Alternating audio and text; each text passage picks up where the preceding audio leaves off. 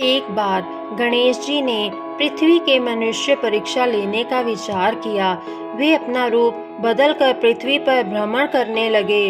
उन्होंने एक बालक का रूप बना लिया। एक हाथ में एक चम्मच में दूध ले लिया और दूसरे हाथ में एक चुटकी चावल ले लिए और गली गली घूमने लगे। साथ ही साथ आवाज लगाते चल रहे थे, कोई मेरे लिए खीर बना दे, कोई मेरे लिए खीर बना दे। कोई भी उन पर ध्यान नहीं दे रहा था, बल्कि लोग उन पर हंस रहे थे। वे लगातार एक गांव के बाद दूसरे गांव इसी तरह चक्कर लगाते हुए पुकारते रहे, पर कोई खीर बनाने के लिए तैयार नहीं था। सुबह से शाम हो गई। गणेश जी लगातार घूमते रहे। एक बुढ़िया थी, शाम के वक्त अपनी झोपड़ी के बाहर बैठी हुई थी। तभी गणेश जी वहां से पुकारते हुए निकले कि कोई मेरी खीर बना दे, कोई मेरी खीर बना दे। बुढ़िया बहुत कोमल हृदय वाली स्त्री थी। उसने कहा, बेटा ला मैं तेरी खीर बना देती हूँ। गणेश जी ने कहा, माई अपने घर में से दूध और चावल लेने के लिए बर्तन ले आओ। बुढ़िया एक कटोरी लेकर जब झोपड़ी बाहर आई तो गणेश जी ने कहा, अपने घर का सबसे बड़ा बर्तन लेकर आओ।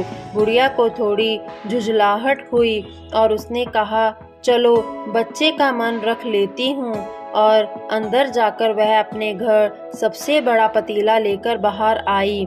गणेश जी ने चम्मच में से दूध पतीले में उड़ेलना शुरू कर दिया। तब बुढ़िया के आश्चर्य की सीमा न रही जब उसने देखा दूध से पूरा पतीला भर गया है।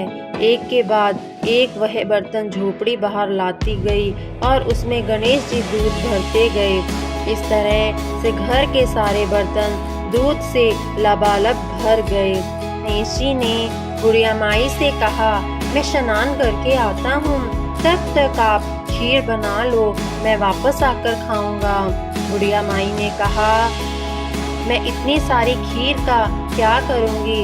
इस पर गणपति जी बोले, सारे गांव को दावत दे दो। बुढ़िया ने बड़े प्यार से मन लगाकर खीर बनाई। खीर की भीनी भीनी मीठी मीठी खुशबू चारों दिशाओं में फैल गई। खीर बनाने के बाद वह हर घर में जाकर खीर खाने का न्योता देने लगी। लोग उस पर हंस रहे थे। बुढ़िया के घर में खाने को दाना नहीं और यह सारे गाँव को खीर खाने की दावत दे रही है। लोगों को कुतूहल हुआ और खीर की खुशबू से लोग खिंचे चले आए। लोग सारा गांव बुढ़िया के घर में इकट्ठा हो गया।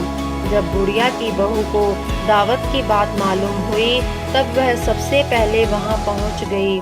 उसने खीर से भरे पतीलों को जब देखा तो उसके मुंह में पानी आ गया। उसे बड़ी जोर से भूख लगी हुई थी। उसने एक कटोरी में खीर निकाली और दरवाजे के पीछे बैठकर खाने की तैयारी करने लगी। इसी बीच एक छींटा गिर गया और गणपति जी को भोग लग गया और वो प्रसन्न हो गए। अब पूरे गांव को खाने की दावत देके बुढ़िया वापस अपने घर आई तो उसने देखा बालक वापस आ गया था। बुढ़िया ने कहा, बेटा खीर तैयार है, भोग लगा लो। गणपति जी बोले, माँ भोग तो लग चुका है, मेरा पेट पूरी तरह से भर गया है, मैं तृप्त हूँ, अब तू खा, अपने परिवार और गांव वालों को खिला। बुढ़िया ने कहा, यह तो बहुत ज्यादा है, सबका पेट भर जाएगा, इसके बाद भी यह बच जाएगी, उस बची खीर का मैं क्या करूँगी। इस पर गणेश जी बोले, उस बची खीर को रात में अपने घर के चारों कोनों में रख देना। और बुढ़िया ने ऐसा ही किया।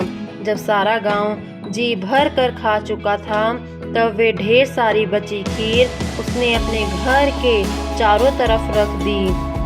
सुबह उठकर उसने क्या देखा, पतीलों में खीर के स्थान पर हीरे, जेवरात और मोती भर गए हैं। वह बहुत खुश हुई। उसकी सारी दरिद्रता दूर हो गई और वह आराम से रहने लगी। उसने गणपति जी का एक भव्य मंदिर बनवाया और साथ में एक बड़ा सा तालाब भी खुदवाया।